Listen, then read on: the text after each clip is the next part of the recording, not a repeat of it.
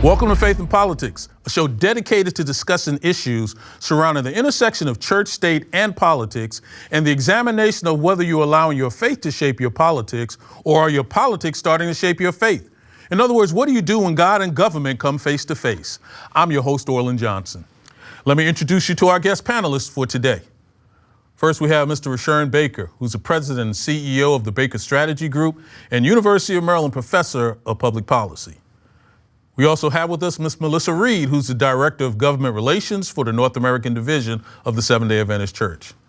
We have Mr. André Wang, who is the General Counsel and the North Pacific Union Conference General Counsel for the Seventh-day Adventist Church. And we also have Dr. Nia Johnson, who's the Visiting Assistant Professor at Duke School of Law. Ladies and gentlemen, good to have you here with us and looking forward to our conversation today.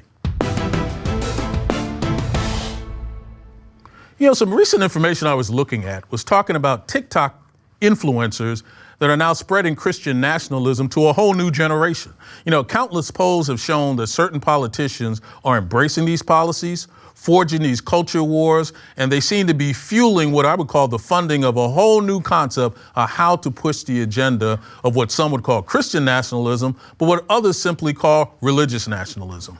You know, we start looking at the influence of all these individuals who are going out and being impactful. And then recently, new numbers are starting to say that people are learning more from social media about religion and their own religious beliefs than they're learning from actually listening to the clergy or actually going to church. So as we look at the impact of all these influencers, in particular on TikTok, I've got to ask the question, do we really have the right group that's actually informing people? Or is this the society that we live in today that we just determine who we trust, and TikTok influencers have a group of individuals that trust them, and that's just how this is going to be? You know, Nia, when you see a lot of this conversation and hear a lot about what's going on as it relates to these type of influencers, in particular in the quote unquote religious field, you know, what do you think about that? And is this something that has raised an alarm, or is this simply where we are in our society today? I mean, I think the most newsworthy thing about this story is only the word TikTok in it. I mean, to be honest, you know, we have always seen, you know, people like passing on racist ideologies, nationalist ideologies through children, right? And also through spreading a cultural war. I mean, when we think about many of the Confederate monuments throughout the United States, a lot of these were put together by women's groups, right? Who were also probably, filling a similar role to how we talk about the youth today. It's like, wow, we didn't know that the youth had a voice. Wow, we didn't know women had a voice. Well, yes, even then women were pushing the ideologies of the Confederacy years and years ago. We saw racist imagery in children's books as a way to start indoctrinating children into understanding the subjugation of Black folks. Like, this is not new. People will always look for ways to spread information about the ideologies that they care about. It just happens to be on a platform like TikTok. Now, mind you, I think it's also worth noticing that a lot of these children are not getting these ideas from nowhere, right? Like, some of these are actually rooted in clergy, and the youth are carrying it online to talk about what they know and learn, or the clergy themselves are on these platforms spreading these type of ideologies, even when they're not biblically based, shouldn't be aligned with Christianity at all or otherwise. So no, I don't think this is new. I think it's newsworthy because it's a slightly different format and may be accompanied by a dance or a really cool soundbite. But broadly, groups have always used mass platforms to spread ideologies. In this case, we're just concerned because it's Christian nationalism, and that has a ton of other implications for society at large. Yeah, I agree with Nia exactly. I mean, of course, you see anyone who, I mean, the term is influencer, right? As far as individuals wanting to spread their message to a demographic, and it always makes sense to do that with a young demographic. You know, you're indoctrinating individuals early, so it absolutely makes sense that they're making use of this platform. I will, you know, and Dr. Johnson mentioned this, but I will also mention as well, Christian nationalism is not a religious movement; it's a political movement, right? That has taken on the identity of Christianity. I think that's an important distinction to make as we have the conversation. And so, you know, I'm looking at, my understanding is primary users for this particular platform is Gen Z, who is, as we know, the most politically progressive generation yet. Even, you know, our conservative Gen Zers are, you know, recognize the disparate treatment of African Americans here in the United States. They recognize that humans play a role in climate change and the climate crisis and things like that. So I don't know that they're particularly susceptible to these messages in the same way that we might see other population groups.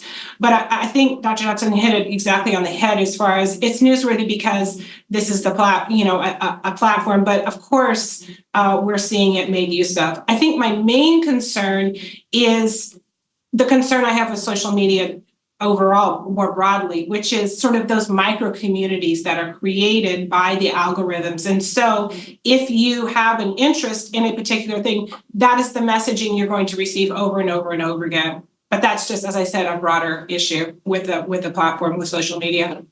But André, one of the interesting things that you'll see is on one hand, you've got an influencer.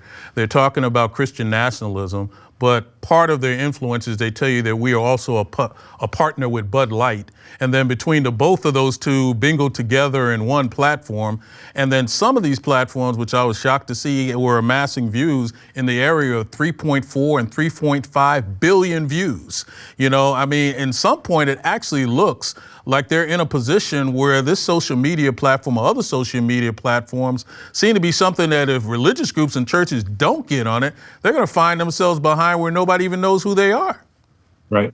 Really, you have to look at, what is TikTok? It's on its basis, it's a video sharing app that promotes short, snappy videos with a unique algorithm, right? And so, that's been mentioned that it learns user behavior and then pushes the content.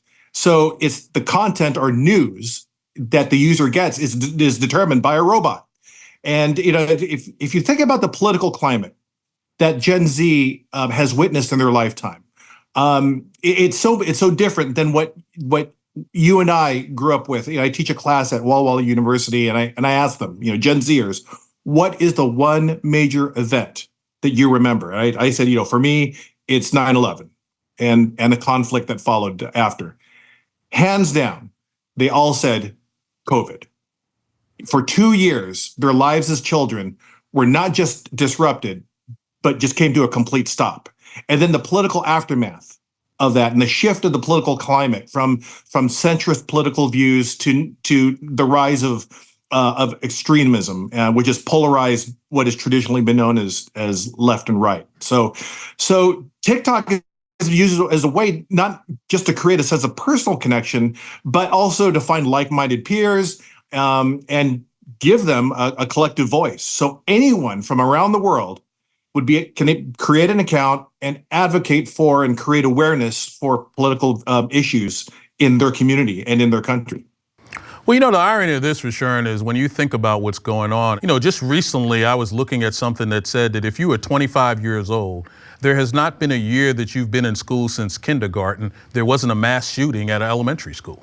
So now you've got this generation that has grown up that actually thinks that mass shooting at their schools is kind of a part of life. The real question is, who do they trust enough to get their information from? It just seems as though we could just be running amok in so many different directions, and I don't know how you ever pull it back in, or am I missing something? What are your thoughts on that, Rushern? Oh, I think you're absolutely right. When we're talking about TikTok, and everyone has said this, and that is, it's newsworthy because it's TikTok. But you take social media in general, that is the problem with that's going on. How do you, at one, protect the freedom of speech, and two, protect the citizens at large? You have Congress now trying to regulate TikTok because of the behavior. You talked about the mass shootings. One of the emphasis that we see from these mass shootings, unlike before, is that because they're on social media, you get more and more people who see them. So you get a lot of folks who copy either the depression that goes with these mass shootings or the copying the incidents themselves. And so I think we're at a really critical place, probably since the founding of the printing press, where information got out to the wider masses. As you might remember, the printing press accelerated because people wanted to print the Bible and get it out there. So this is one of those things where we've got to struggle with, how do we balance our Constitution and the right for citizens to express themselves with the impact that it's having on a generation of folks, of young people. Yeah, I mean, and I also want to add, I don't think these young people are as different as we think they are. I mean, I think like one of the things that's worth considering is, like this idea of susceptibility. Like folks have always been susceptible to poor information. This is not new. I think it's also worth noting that there were times when we had poor information from our pulpits, and that was considered to be viable information, and no one really questioned it because it came from a person of authority, like who could read, like going back to the printing press example. So, like this information has always been a thing. And I think, combating it at the speed we're at is very real. And that's why you're seeing Congress wanting to get involved. But the idea that the flow of information is like a new dynamic is not true. And sometimes this works in our favor. I mean, part of the reason that we know what we know about lynching today is not necessarily only because of the eyewitnesses, but because lynchings were sent on postcards. Right? Like to let somebody know, hey, I'm on vacation. Please see this lynching. That's how people learned about what was happening in the South. So sometimes when we have these major incidents like a mass shooting or what have you, it can actually galvanize young people to say like, hey, we don't want to live this way. And they start to reject the norm. I don't think that they are necessarily saying like, sorry, this is all we know. They are saying this is all we know and we are vexed that this is the case. And we want this to be fundamentally different. But again, we have to start thinking about on a broader scale, not just social media, but also as, when we look at the news in general, about how do we actually differentiate what is good information and what is not good information. And more of that has to do with actually some of the older folks who are in charge, who, held major public office, whether that was in the legislature or the presidency, who advocated for poor information to be treated as truth. And that started to set the precedent, blurring this lines about what is actually valid and what is not. Melissa, you're down there on Capitol Hill where you're seeing a group of, let's call it older individuals trying to determine how TikTok should be legislated. And, and that in and of itself is kind of frightening to me. But then on the other side of this, when they start doing that, how do we make sure that they're not overstepping and now slowing down what some religious organizations may want to do in terms of providing information that they would deem to be legitimate? It seems as though that there's a tension going back and forth, even though you want to try to do the right thing. But in the same breath, how do you actually do it without actually being too restrictive? Yeah, it's a really tough time, Orlin, particularly for our young people. Again, this is a generation that has never known a world without the internet or without, they're the most digitally savvy generation that there is. And you're right, like, as someone who's always been a free speech advocate, it's really tough for me. I was just reading in the Washington Post today, this article was talking about Discord and these, private chat rooms that have no regulation, whatever. And they're, 100% used to bully and target vulnerable individuals, population groups, and just do gruesome things to the, and so I'm having, like, as I said, I'm a lifelong free speech advocate, but then we have this situation that has been able to cultivate and flourish online that is really disturbing, again, particularly for our young, vulnerable populations. Well, it's one of the things I think we're going to keep talking about, and I've got to be completely transparent to you guys. After reading this article, I had to go out and open my own TikTok account, and I'm hoping to get more aggressive with it, but we'll just pray for me. That's all I can say. Pray for me. We have a case that's called Pleasant View Baptist Church versus Beshear. And this was a case that started to really formulate itself around the concept of activities that were happening during the COVID-19 pandemic, where you had Governor Beshear, who basically shuttered in-person teaching at K-12 schools and forced private religious schools to stop meeting in person, even if they were successfully following all of the public health recommendations regarding masking, social distancing. And at the same time, the governor was allowing daycares, college classrooms, casinos, movie theaters, gyms, and factories to continue to operate in person like nothing was going on. But in response to all of that, there was a coalition of churches and faith-based groups and parents that decided to sue the governor in federal court to basically state that he and his administration was unfairly targeting religious education.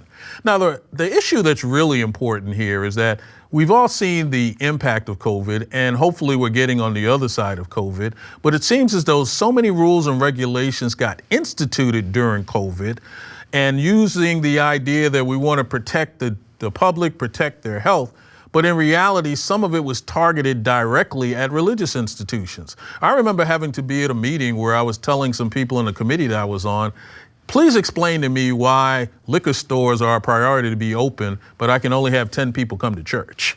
You know, I can make sure that I can get my, Manischewitz, but I can't find Jesus whenever I want to. I mean, something just seems fundamentally wrong with that concept. And the idea that we have this group that decided we've got to actually sue the government over this and put the governor's name as the main person we're coming after in order to hopefully make the impact of this more realistic for people. You know, André, when you take a look at these cases and you see what a lot of people tried to do to some degree is shrouding their real discriminatory, viewpoints behind COVID, behind health. We're actually seeing that happen in a number of other areas. And this seemed to be very interesting that we have this aggressive group in the state of Kentucky going after the governor and his administration. You know, what do you think about this particular case and where it looks like it's going?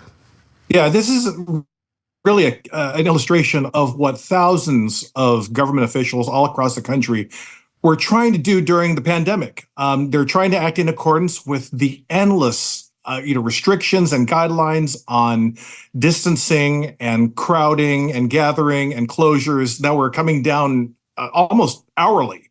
And so really in the chaos of are we flattening the curve, or is this pandemic exploding? There was really a lot of confusion as to what to do, and I don't think that there was really at the outset any hostility towards religious institutions specifically. But we had identical situations here in Oregon where public facilities like theaters, gyms, liquor stores were open, but schools and churches had to remain closed. And so we directly appealed to the governor's COVID task force. Just saying, we're a religious organization. We would like to worship, and we're not demanding special treatment, but equal treatment. And I asked the same question you did: is well, why can a theater or a liquor store be open, but we can't? We can't worship. So this is really illustrative of what went on in America in those first months of COVID in 2020. Well, I'd say this to my good friend Andrew and to Orla. As a former county executive and legislator, I can tell you why those entities that actually paid into the general state and local budget stayed open. But so it's always hard for me to answer that question when I know what I would have done, if I was faced with that. But the other thing is, you take Maryland, for instance. It went the opposite way with the governor here, who went to a Catholic school as a teenager, where he actually opened the private and religious schools, but closed the public schools, saying that they didn't have the resources to actually open up. And so I think it comes down to, in these incidents, are we actually treating everyone the same, and are we providing the resources so that every child can go to school and get a quality education? Also, with the faith community, are we treating incidents where the faith community could actually open up, given the restrictions that we have, the same way we allowed for, once again, here in Maryland, we have a very large casino that managed to be able to stay open. So I think it's like balancing that and making sure everyone is treated equally, as opposed to whatever special interests push the most, or whatever your interest was, is the one that got it. And I think that was what's coming out of this, is how we actually treat religious institutions and how we treat public institutions, especially our schools, in a time of crisis. I think André made a really good point as far as like our national and state level leaders and county leaders and everything. They were making decisions sort of, as you said, like hour by hour, moment by moment, with the best information possible. And in this situation, I read several different news stories, and all of them, the executive order dealt broadly, wholly with K through 12 schools, not private schools only, not public, not just religious schools. So I don't see this particular situation in Kentucky as a situation of religious discrimination. Do I see it's inconsistent, and do I find it puzzling that, the pre-K schools were open and the universities were open, but not this segment of population? Absolutely, but I don't have the data that the governor had as far as maybe these were the area of the super spreader areas, in his state. And so I don't see religious discrimination. I see inconsistency. I do know also that, and I think it's important to the conversation, is that this is not the first lawsuit against the governor brought by either the attorney general, who was Republican, and the governor was a Democrat, and nor was it, during COVID, as far as, so this was one of many. And then the previous lawsuits, again, about access and during COVID was, they were overruled by the Kentucky Supreme Court. So that's my take.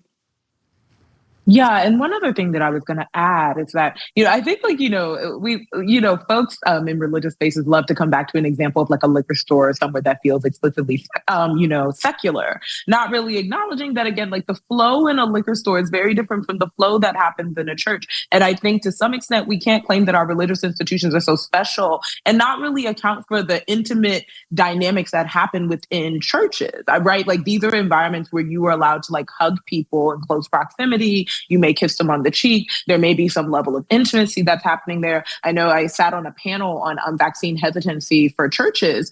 And one of the things that I said in this space was like, we kind of morally owe it to our neighbor, if you choose to be in a religious space during this time, to disclose whether you are vaccinated or not, given your close proximity to the individual, and also the fact that you don't know what they may be doing at home. They could be caring for an elderly parent. They could be pregnant and not disclosing. Right? Because again, in churches, we expect that level of intimacy. We assume the congruent flow of information. And so that does make us different. And so we can't act like, we didn't just go up in the sanctuary, kiss somebody on the cheek last week, and then also be upset that there are certain restrictions being made on us when even in a K through 12 school, that is frowned upon. Right? Many K through 12 schools have policies about keeping your hands to yourself, about keeping distancing, and because they are children, you can actually control where they go. And so again, I've said this on other shows, we're in a moment of moral panic where many people feel like their way of life is being threatened by new ideas and new viewpoints. And that's fair. I think many religious organizations have probably thrived on moral panic more than they would like to believe. But if we are going to come forward and ask for equal treatment, then we do have to be transparent about what happens within our walls, whether they are good or whether they may not be the best move during a time like COVID. Well, I think, Nia, you make some good points there. And I think part of in my opinion, the role of someone who's in a leadership role, especially from an executive of a state or a county, that they need to make sure the public understands those things. Because if you're unaware of what's going on, then you find out that it's problematic in ways that maybe you should understand better. I mean, I sat on a task force with the state of Maryland regarding opening of houses of worship.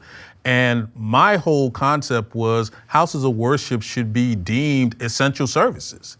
Because once you fall into that category, then there are other things now that the state has to make available to you, equipment and all of these type of things. So part of what was going on is some of these stores and casinos, they were actually getting things sent to them in terms of air filtration organizations and entities and all of this type of stuff. But if you were a church, nobody wanted to send that to you. So sometimes it's still this, trying to make sure that you're treating everybody the same way. But in the same breath, we can't avoid what Mr. Baker says, that a lot of these issues are still about you got to follow the money, right? Well, we want to stay open, who's paying taxes. And last time I checked, churches don't pay taxes. So we're not really that concerned on whether they're open or not. But I guess the real question you have to ask is, should there be what I would call some type of almost independent organization, whether it's at a state level or at a federal level, that really is looking to see how you juxtaposing these things? I agree with André. I'm not sure all these organizations woke up or states said, we just don't like churches, so we're going to shut them down. But they were so unfamiliar with the importance of some of the things that these organizations do that they were almost making decisions blindly and hurting themselves in ways that they didn't even know. I mean, am I missing something there? Or what do you guys think about that? I think, so from my perspective, it would be this, is that when you're talking about religious institutions, since they vary and there's so many, so let's take COVID, for instance, it's much easier, I hate to say this, to open up a liquor store and put restrictions in there and actually put the parameters. As Dr. Johnson said, you got people going in and out. There's no intimacy there. The other thing you don't have is there's a limited amount of them.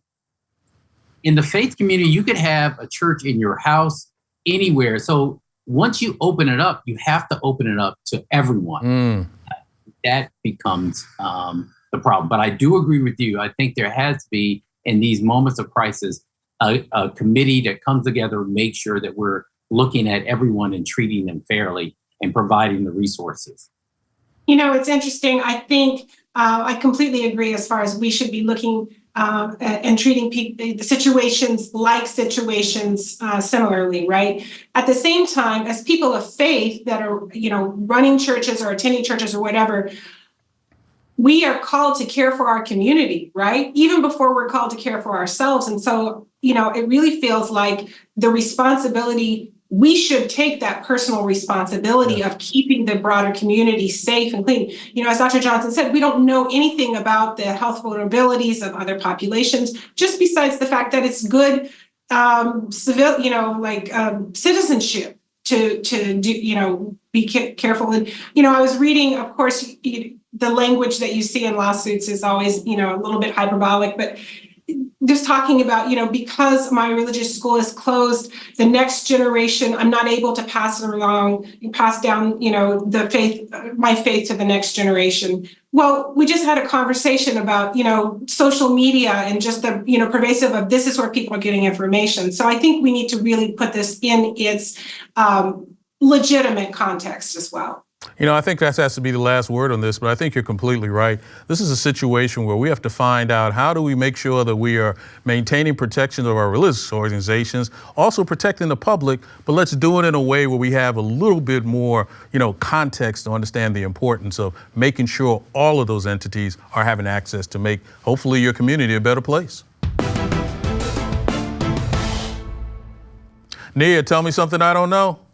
So a new study from Kaiser Family Foundation tells us something that I certainly didn't know, which is that actually the children of immigrants actually make up an outsized portion of the healthcare workforce. And so they actually say that this is not only in professions like nurses or CNAs or what have you, but even when it comes to our physicians, they take up double the amount of space in the medical profession than American citizens. Didn't know that. André, tell me something I don't know. Kentucky Governor Andy Beshear and his Lieutenant Governor Jackie Coleman are the two only statewide elected Democrats in Kentucky. Oh, didn't know that. Rushern, tell me something I don't know. Keeping with the theme of the Republican Party, Lincoln was the first president to have facial hair, and Woodrow Wilson was the last person started the line where there is no facial hair, and our rights went backwards rather than forward. Melissa, tell me something I don't know. I guess, Orlin, you're not going to be president. No, so you guys know this, and it's also André just mentioned it as far as Andy Beshear, reelected governor. So after all the hoopla, after all the lawsuits, the state of Kentucky put him back in office. I guess they love their man. Thanks. Guys, really appreciate this conversation today. Hopefully we can do it again soon. And want to thank you again for being with us today. Hope you enjoyed our conversation. Just remember, if it's about God and government, it's faith and politics. See you next time.